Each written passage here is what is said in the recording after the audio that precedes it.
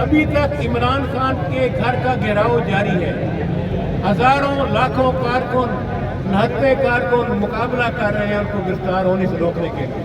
ان کے گھر میں آنسو گیس اتنی زیادہ پھینکی گئی ہے کہ سانس لینا 2 بار ہو چکا ہے. کئی کارکن بے ہوش ہو چکے ہیں. اس موقع پر میں یہ پھر کہوں گا کہ فی الفور حکومت سے میں مطالبہ کرتا ہوں کہ تمام ریاستی طاقت کا استعمال ملک دشمنوں کے خلاف کرو، دہشت گردوں کے خلاف کرو، جرائم پیشہ لوگوں کے خلاف کرو، منشیات فروشوں کے خلاف کرو، چوروں اور ڈاکوؤں اور قاتلوں کے خلاف کرو.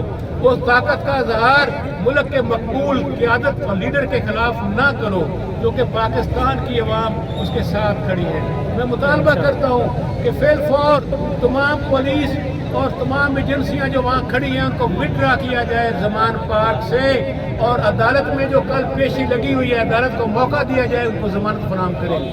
اور میں عدالتوں سے بھی گزارش کروں گا کہ ہر جگہ وہ نہیں پہنچ سکتے، ان کی زندگی کو بھی خطرہ ہے. آن لائن آپ ان کو موقع دیں کہ وہ اپنی حاضری کریں. دنیا میں ٹیکنالوجی کا استعمال ہو رہا ہے. اور کمالیہ کی عوام، پیر مل کی عوام، ضلع ٹوبہ ٹیکسی کی عوام اور پنجاب اور پاکستان کی عوام عمران خان کے ساتھ ہے، عمران خان کے ساتھ کھڑی ہے.